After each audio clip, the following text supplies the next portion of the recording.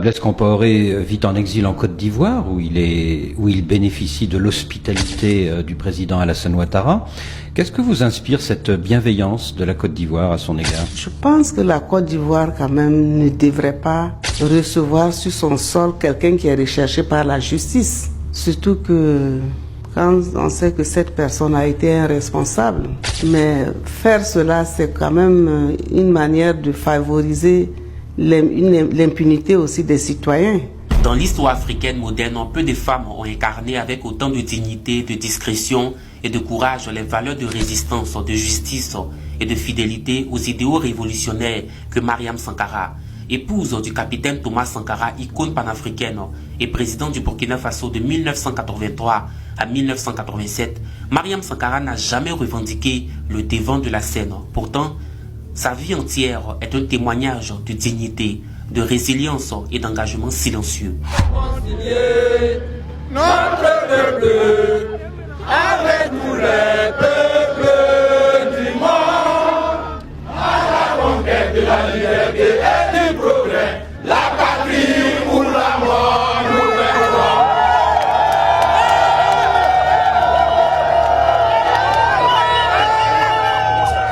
Elle s'inscrit sur la même ligne de combat que Winnie Mandela, Graça Machel et bien d'autres comme Liliane Ngoï qui ont su défendre l'Afrique au bon moment.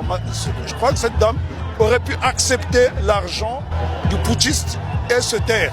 Elle est restée pendant plus de 28 ans à l'extérieur et elle a patienté, la patience obtient tout.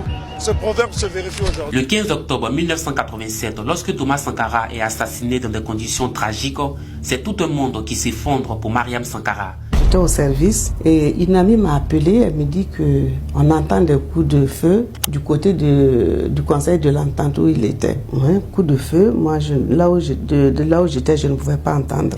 Et quelque temps après, je vois le protocole de la présidence qui vient en voiture avec mes enfants qui me dit de monter. Et je monte et tout, et puis bon voilà quoi, et ça tire. Et on est parti, nous a amenés chez des amis. Et quand est-ce que vous comprenez qu'il ne reviendra plus?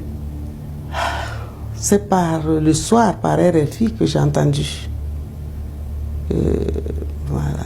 En quelques heures, elle devient veuve, traquée et contrainte à l'exil avec ses enfants.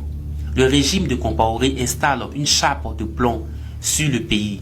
Il efface les traces du capitaine Thomas Sankara et interdit même d'évoquer son nom et s'emploie à effacer tout ce qui pouvait rappeler la révolution. Le sort que Blaise réserve à Mariam Sankara est effroyable. Dès le lendemain de l'assassinat de son mari. Dès le lendemain, il y a un émissaire du président Rawlings qui est venu me voir, qui dit qu'il faut que je parte. Rawlings, l'ancien président du Ghana, c'était un ami personnel à Thomas Sankara. Oui, politiquement ils étaient très proches et tout ça.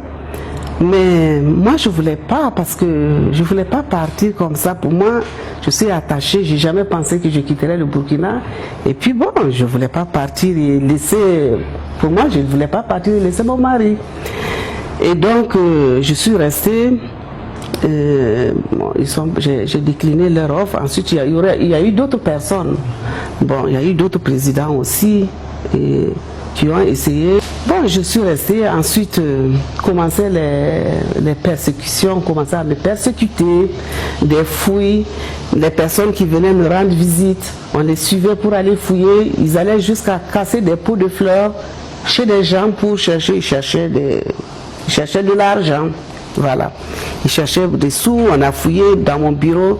Ils sont allés notamment aussi forcer mon bureau pour faire des fouilles. Ils sont allés jusque chez ma mère, qui n'est même pas ici, aller fouiller. Donc ma belle famille, ils ont emporté, ils m'ont pris mes documents burkinabés, les souvenirs que j'avais pris de mon mari pour les enfants plus tard, ils ont tout pris. Et je recevais des menaces de mort, que ce soit au téléphone, par écrit aussi. On venait jeter, on a cassé ma voiture dans ma cour. Et la nuit, on recevait des cailloux sur le toit et tout ça. Donc il y avait tout ce tas de problèmes. Et puis un jour, on est venu me dire que mes enfants même sont menacés. Alors là, j'ai dit que c'est sérieux. Ayant appris que la tête de ses enfants est mise à prix, Mariam décide de prendre la fuite en direction le Gabon d'Omar Bongo, qui lui ouvre la porte avec des conditions bien précises. Et bien sûr, quand je suis sortie, c'était accompagné d'une lettre où je ne devais pas aller au Ghana, je ne devais pas aller au Congo, parce que le président Sassou aussi était proche du président Sankara. Et je ne devais pas aller en France, parce que la France est un pays de droit, de liberté et tout ça. Et même bien avant que je sorte, ils avaient sorti, c'est la gendarmerie, comme quoi je ne devrais même pas partir au-delà d'un certain kilomètre de Ouagadougou. Alors que, bon, voilà, il fallait vraiment que je parte. Donc, compte tenu de tout ça, j'ai trouvé que pour mes enfants, il fallait que je parte aussi. Et puis, cela rassurait aussi mes proches que je sois partie. Et c'est ainsi que je suis partie. C'est ainsi que Mariam est partie. Aujourd'hui, Mariam peut librement entrer comme sortie du Burkina Faso. On lui a réattribué ses documents administratifs, des documents qu'un homme avait pris soin de faire disparaître. Cet homme est aujourd'hui en Côte d'Ivoire. Mariam Sankara n'a jamais cessé de rappeler que cette impunité est un poison.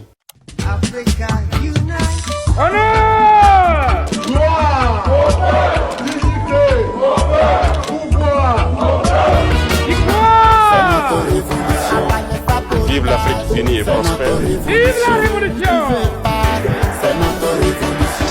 Mariée à Thomas Sankara, bien avant que celui-ci n'accède au pouvoir, Mariam a accompagné son époux avec une fidélité absolue dans toutes les étapes de son combat. Alors que son mari s'engageait dans la voie d'une révolution qui bouleverserait l'ordre établi, Mariam ne se contentait pas d'observer. Elle partageait cette vision d'une Afrique digne, souveraine, affranchie des pesanteurs coloniales et des humiliations néocoloniales. Jamais elle n'a échangé un mot avec Blaise Compaoré ou ses proches.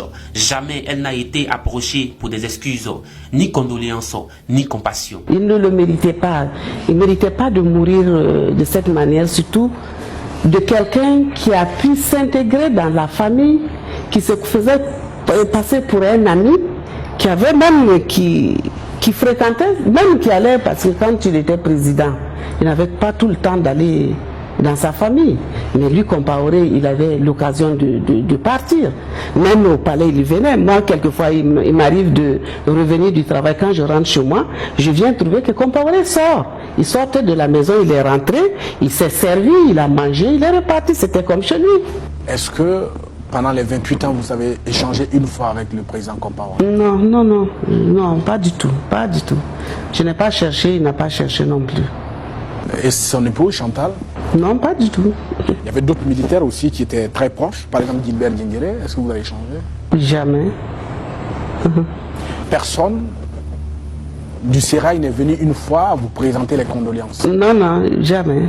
Jamais. Au contraire, les gens ont continué à enfoncer, comme on dit, le clou. Non, jamais. Alors que sont devenus les enfants, vos enfants, Philippe et Auguste? Mais Philippe et Auguste, ça va, hein, ils vivent aussi comme moi. Nous avons eu aussi vivre dans la discrétion. Nous avons toujours vécu dans la discrétion, dans l'anonymat. Tant que quelqu'un ne sait pas qui nous sommes, même quand on pense que c'est nous, bon, si c'est pas nécessaire, on leur dira non, c'est pas nous, c'est pas nous. Donc, ça va, ils vont bien aussi, ils vivent leur vie.